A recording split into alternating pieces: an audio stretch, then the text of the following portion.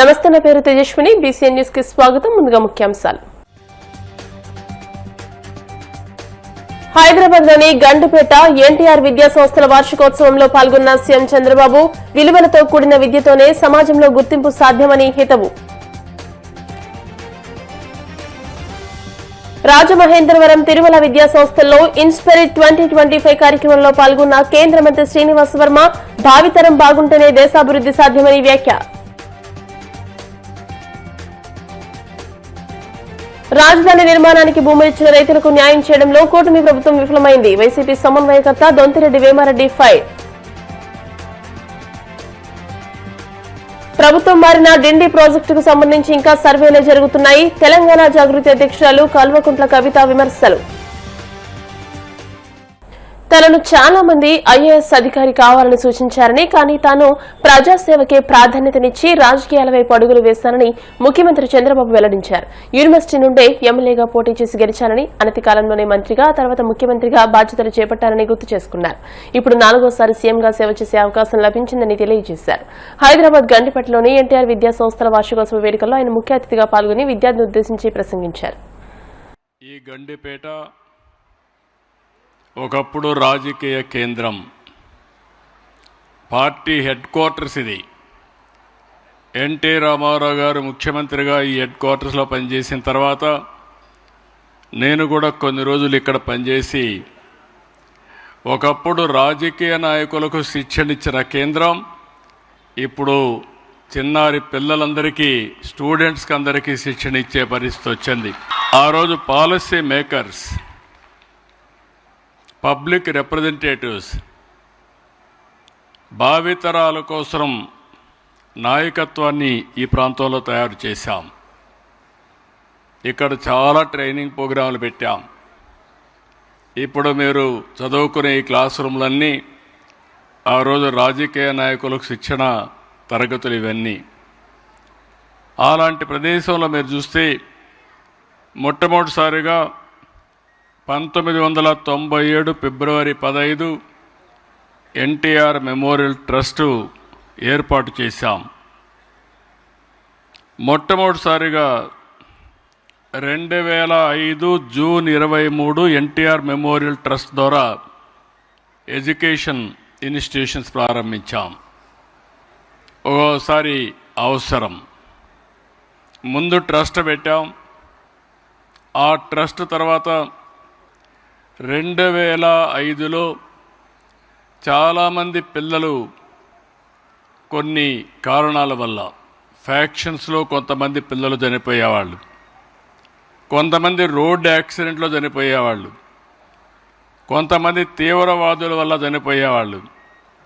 అలాంటి సమయంలో ఆ పిల్లలంతా అనాథలైపోతే, తల్లి తండ్రి లేని పిల్లలుగా తయారైతే ఆ పిల్లలకు పెద్ద దిక్కుగా ఉండాలి, వారికి ఏ లోటు లేకుండా చేయాలనే ఉద్దేశంతోనే ఇక్కడ ఈ కార్యక్రమానికి శ్రీకారం చుట్టాం.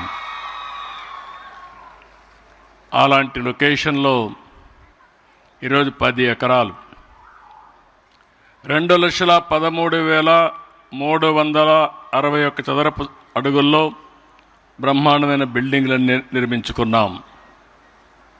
ఆ రోజు ఒక చిన్న మొక్క ఈరోజు మహావృక్షమైంది.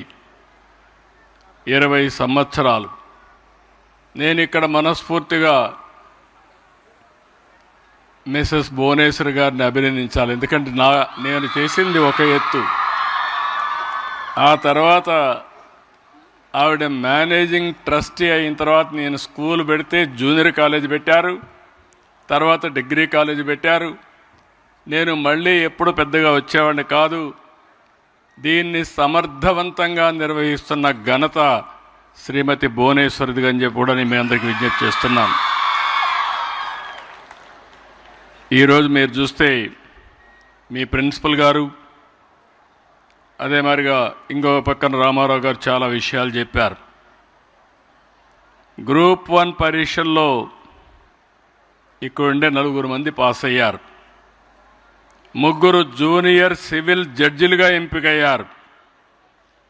దేశంలో ఇంపార్టెంట్ ఇన్స్టిట్యూషన్స్ ఐఐఎం కానీ, త్రిబుల్ ఐటీ కానీ, ఎన్ఐటి కానీ, ఐఐటిలో కానీ మొత్తం మీరు చూస్తే 29 మందికి సీట్లు వచ్చాయి. ఈ సీట్లు వచ్చిన ప్రతి ఒక్క పిల్లల్ని మనస్ఫూర్తిగా అభినందిస్తున్నా, టీచర్లను కూడా మనస్ఫూర్తిగా అభినందిస్తున్నా. విద్యార్థులు ప్రయోజకులై భావితరం బాగుంటేనే దేశాభివృద్ధి సాధ్యమని కేంద్ర ఉక్కు భారీ పరిశ్రమల శాఖ సహాయ మంత్రి భూపతిరాజు శ్రీనివాస వర్మ అన్నారు. రాజమహేంద్రవరంలోని కాతేరు తిరుమల విద్యా సంస్థలో ఇన్స్పిరిట్ 2025 నిర్వహించారు. ఈ సందర్భంగా శ్రీనివాస వర్మ మాట్లాడుతూ తిరుమల విద్యార్థులు క్రమశిక్షణకు మారుపేరుగా ఉన్నారని అన్నారు.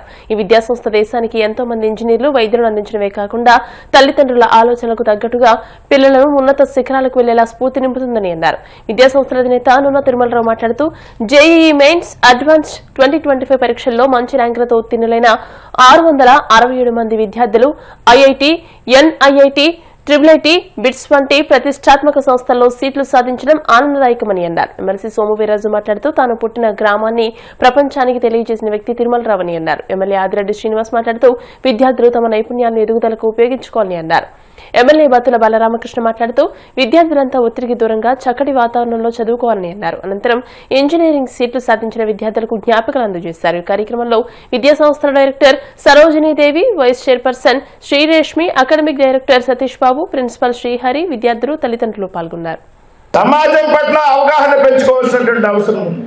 ఇవాళ ఏదైతే ఈ రకమైనటువంటి పెద్ద ఎత్తున విద్యా సంస్థలు వచ్చాయి, మేము చదువుకునేటువంటి సమయంలో ఈ విధంగా రెసిడెన్షియల్ కళాశాలలు లేవు.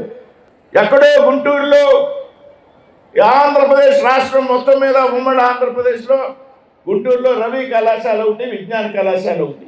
ఆ రోజుల్లో మేము ప్రైవేట్ ఎయిడెడ్ కళాశాలలో చదువు, గవర్నమెంట్ కళాశాలలో ఇంటర్మీడియట్ డిగ్రీలు చదువుకున్నాం. ఆ రోజున ఇంటర్మీడియట్ విద్యార్థులు, ఇక్కడ ఉన్నటువంటి విద్యార్థులు అంటే ఎంపీసీ విద్యార్థులు కాబట్టి 65%, 70% మార్కులు వస్తే ఇంటర్మీడియట్లో చాలా అతి గొప్పగా మార్కులు వచ్చినట్టు ఈవేళ 99%, 98%, 95%, 90% మార్కులు వస్తే సరైనటువంటి మార్కులు కాదు అనేటువంటి స్థాయికి చేరిపోయి. నేను ఇంటర్మీడియట్లో ఎంపీసీ చదివాను, ఎయిడెడ్ కళాశాలలో చదివా, ఒక చిన్న కళాశాలలో.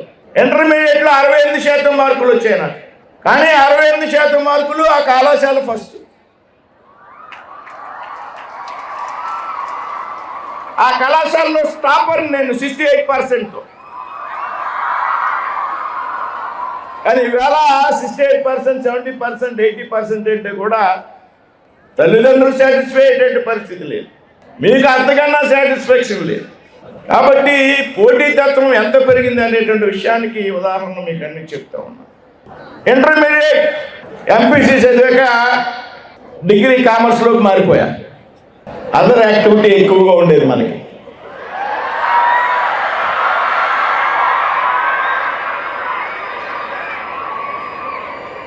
విద్యార్థి సంఘాల్లో పనిచేయడం, కళాశాల యాజమాన్యాల మీద పోరాడడం, అధ్యాపకులు ఏమన్నా తప్పు చేస్తే నిలదీయడం, ఇవాళ నిలదీసేటువంటి పరిస్థితి లేదు.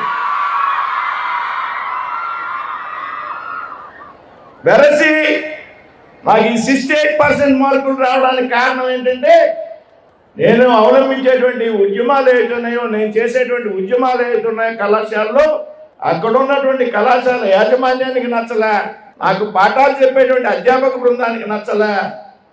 ఏదైతే ప్రాక్టికల్స్ మార్కులు ఉంటాయో ఫెయిల్ చేయడం ఇష్టం లేక ఎగ్జాక్ట్గా అత్యవసర మార్కులు వేసి పాస్ చేశారు కాబట్టి నా మార్కులు 68% ఆగిపోయాయి. ఫిజిక్స్లో కానీ కెమిస్ట్రీలో ఉన్నటువంటి ప్రాక్టికల్ మార్కులు. కానీ నా పోరాటతత్వాన్ని మార్చుకోలేను, నా ఉద్యమాలను ఆపుకోలేను.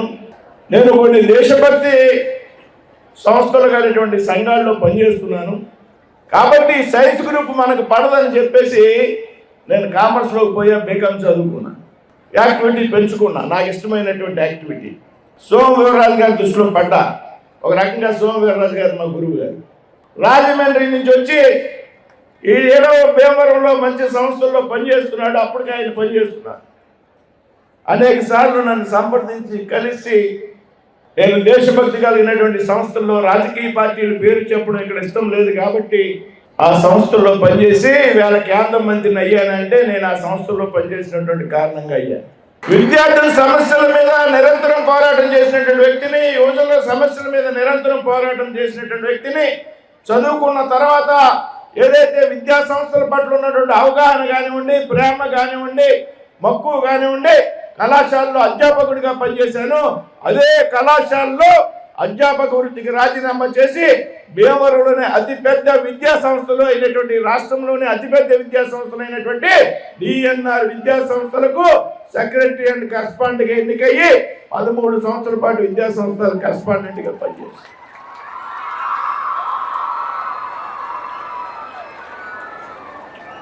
కళాశాల కరెస్పాండెంట్గా పనిచేసినటువంటి సమయంలో అక్కడ అధ్యాపకుడిగా పనిచేశాను కాబట్టి అధ్యాపకుల యొక్క సమస్యల మీద అవగాహన ఉంది. విద్యార్థి సంఘాల నాయకుడిగా విద్యార్థి సంఘాల కళాశాల స్థాయిలో అధ్యక్షుడిగా పనిచేశాను కాబట్టి విద్యార్థి సంఘాల్లో విద్యార్థుల సమస్యల మీద అవగాహన ఉన్నది. ఆ విధంగా విద్యార్థుల కోసం నిరంతరం నేను కరెస్పాండెంట్గా ఉన్నటువంటి సమయంలో నిరంతరం విద్యార్థుల సమస్యల మీద దృష్టి పెట్టి కళాశాల కరెస్పాండెంట్గా పనిచేసినటువంటి అనుభవం నాకు. ఈ కాతేరు ప్రాంగణంలో 20,000 మంది, అటు భీమవరం కానీ ఇటు వైజాగ్ కానీ కలిపి దాదాపు 42,000 మంది వేళ చదువుతూ ఉన్నారంటే ఒక అత్యుత్తమైనటువంటి కళాశాలలో మనం చదువుకుంటున్నాము అనేటువంటి దానికి ఇది ఒక చక్కటి నిదర్శనంగా నేనైతే భావిస్తూ ఉన్నాను. 100% మార్పులు తెచ్చేసుకున్నాం కాబట్టి నేను నా జీవితంలో ఉత్తమంగా సెటిల్ అయిపోతాను కాబట్టి నా అమ్మ నాన్న నా భార్య బిడ్డలు లేకపోతే నా బంధువర్గం క్షేమంగా ఉంటుంది కాబట్టి నా ఎదుగుదల నా కుటుంబానికి మాత్రమే పరిమితం, నా బంధువర్గానికి మాత్రమే పరిమితం అనేటువంటి ఆలోచనటువంటి వ్యక్తుల కన్నా నా యొక్క ఉన్నతిలో ఈ సమాజానికి బాధ్యత లేదనేటువంటి వ్యక్తులు భావించేటువంటి వ్యక్తుల కన్నా 70% మార్కులు 70% మార్కులు 60% మార్కులు వచ్చి నా ఎదుగుదలలో మాతృభూమి భరతమాత పాత్ర ఉన్నది, బాధ్యత ఉన్నది కాబట్టి అవసరమైనటువంటి సందర్భాల్లో దేశం కోసం తల్లి భారత కోసం త్యాగాలు చేయడానికి సిద్ధంగా ఉన్నటువంటి యువకులు ఇవాళ ఈ దేశానికి అవసరం ఉంది అనేటువంటి విషయం స్పష్టం చేస్తూ ఉన్నారు. మార్కులు చూసి మురిసిపోవడమే కాదు, మార్కులు అవసరం ఉన్నది, మంచి మార్కులు రావాలి. కానీ మార్కులు చూసి మురిసిపోయేటువంటి పౌరుల యొక్క అవసరం ఈ దేశానికి లేదు అనేటువంటి విషయం చాలా స్పష్టంగా చెప్తున్నా. నేను చెప్పిన సామాజిక బాధ్యత అంటే మీరేం పెద్ద బరువు మోసేటువంటి పరిస్థితి కాదు. మనం ఏదైతే మాతృభూమి నుండి తీసుకున్నామో అందులో ఎంతో కొంత తిరిగి సమాజానికి ఇవ్వాలనేటువంటి ఆలోచన. నువ్వు 10 రూపాయలు సంపాదిస్తే అవసరమైనప్పుడు 1000, 100 రూపాయలు, 2 రూపాయలు సమాజంతో ఖర్చు పెట్టు. ఇవాళ మీ విద్యా సంస్థ చైర్మన్గా ఉన్నటువంటి తిరుమలరావు గారు భగవంతుడు అవకాశం ఇచ్చాడు, ఆర్థికంగా స్థిరపడ్డారు కాబట్టి మనం సంపాదించిన దానిలో ఇదంతా రుణం తీర్చుకోవాలనేటువంటి ఉద్దేశంలో అనేక సామాజిక కార్యక్రమాలు ప్రతి సంవత్సరం కూడా 3 కోట్లు 4 కోట్ల రూపాయలు ఇందాక చెప్పడం ఏదో వాసు గారు corporate social responsibility. Narendra Modi గారు భారత ప్రధానమంత్రి అయ్యాక ఈ దేశంలో బడా పారిశ్రామికవేత్తలు ఎవరైతే ఉన్నారో వారికి వచ్చేటువంటి లాభాల్లో 2% సమాజం కోసం ఖర్చు పెట్టాలి. అదే కార్పొరేషన్ సోషల్ రెస్పాన్సిబిలిటీ అనేటువంటి విధానాన్ని ప్రవేశపెడితే ఇవాళ దేశవ్యాప్తంగా అందరూ కూడా 2% కార్పొరేట్ సోషల్ రెస్పాన్సిబిలిటీ ఖర్చు పెట్టారు. విద్యా సంస్థ చైర్మన్ గా ఉన్నటువంటి తిరుమలరావు గారు కూడా అయితే విజయవాడలో పెద్ద ఎత్తున వరద బీభత్సం వస్తే దాదాపు 1,50,00,000 రూపాయలు ముఖ్యమంత్రి సహాయ నిధికి ఇచ్చారు. అంతేకాదు అక్కడ చాలా రోజుల పాటు రోజు 25,000, 30,000 మంది కుటుంబానికి భోజన సౌకర్యాలు ఏర్పాటు చేశారు. అదేవిధంగా ఆయన చదువుకున్నట్టు రాజమండ్రి ఆర్ట్స్ కళాశాల ఏదైతే ఉందో ఆ కళాశాలలో దాదాపు 8 తరగతి గదులు నిర్మించి ఇవాళ అక్కడ విద్యార్థులకు సౌకర్యాలు కల్పించారు. అదేవిధంగా మనందరూ పూజించేటువంటి ఆరాధ్య దేవుడు ఏదైతే ఈ తిరుమల విద్యా సంస్థలు తిరుమలరావు గారు టీటీడీ తిరుమల వెంకటేశ్వరుకి దేవస్థానానికి 1 కోటి రూపాయల విరాళం ఇచ్చారు. ఇది సామాజిక బాధ్యత. ఎన్టీఆర్ మెమోరియల్ ట్రస్ట్కు 10 లక్షల రూపాయలు ఇచ్చారు blood donation bank, blood bank కోసం. విద్యా సంస్థలు చైర్మన్ నెలకొల్పినటువంటి విద్యా సంస్థలు మీరంతా కూడా చదువుకుంటున్నారు కాబట్టి వీటిని కూడా మనం ఆదర్శంగా భవిష్యత్తులో తీసుకోవాల్సినటువంటి అవసరం ఉందనేటువంటి విషయాన్ని మీ అందరికీ కూడా గుర్తు చేస్తున్నాం. ఈ బాధ్యత లేకుండా దయచేసి ఎవరు కూడా ఉండదు భవిష్యత్తులో. అలా ఉన్న రోజున మన వంతు బాధ్యతని సక్రమంగా నిర్వర్తించినట్టు కాదు అనేటువంటి విషయాన్ని మాత్రం నేను చాలా స్పష్టం చేస్తూ సహాయం నేను చేయాలి, ఈ మాతృభూమి బాగుండడానికి ఆరోగ్యకరంగా ఉండడానికి నా వంతు నేను కృషి చేయాలనేటువంటి ఆలోచన అందరూ చేయాలనేటువంటి ఉద్దేశంతో మంత్రి గారు చాలా బాధ్యత ఉన్నటువంటి మాట మనందరికీ చెప్పారు.